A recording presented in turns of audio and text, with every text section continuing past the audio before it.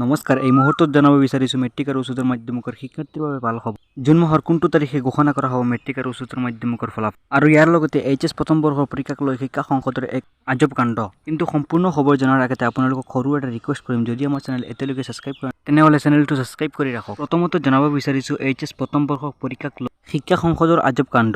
কেৱল কাৰ্বি আংলঙৰ নিৰ্বাচনৰ বাবে বাতিল কৰা হৈছে উচ্চতৰ মাধ্যমিকৰ প্ৰথম বৰ্ষৰ দুটাকৈ পৰীক্ষা। 7 আৰু 8 জুনৰ পৰীক্ষা বাতিল কৰাৰ ঘোষণা কৰিছে পৰীক্ষা নিয়ন্ত্ৰকে আৰু শিক্ষা সংসদৰ প্ৰকাশ কৰা এই জাননী অনুসৰি কেৱল কাৰ্বি আংলঙৰ ডিষ্ট্ৰিক্টৰ বাবে বাতিল কৰা হৈছে পৰীক্ষা।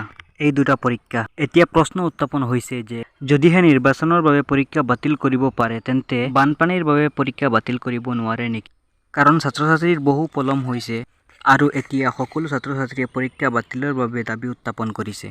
ইফালে মেট্ৰিক আৰু এইচএছৰ পৰীক্ষাৰ ফলাফল যদিও অনিশ্চিত, ইয়াৰ মাজতে আহি পৰিছে এটা ডাঙৰ খবৰ। মেট্ৰিক পৰীক্ষাৰ ফলাফল শেহতীয়াকৈ জানিব পৰা মতে বিভিন্ন ৱেবছাইটত উপলব্ধ হৈছে। মেট্ৰিক পৰীক্ষাৰ ফলাফল 4 জুনত ছেবাই ঘোষণা কৰিব আৰু ইয়াৰ লগতে এইচএছৰ ফলাফল 20 জুনৰ ভিতৰত ঘোষণা কৰিব শিক্ষা সংসদে। কিন্তু এতিয়ালৈকে ছেবা আৰু শিক্ষা সংসদে কোনো অফিচিয়েলি ঘোষণা কৰা নাই মেট্ৰিক আৰু এইচএছ চূড়ান্ত পৰীক্ষাৰ ফলাফলৰ তাৰিখ ঘোষণা কৰা নাই। যদি ভিডিঅ'টো ভাল লাগিছে লাইক কৰি দিব আৰু আমাৰ চেনেলত নতুন হ'লে চেনেলটো ছাবস্ক্ৰাইব কৰি দিব। সো প্লিজ ছাবস্ক্ৰাইব কৰি দিব।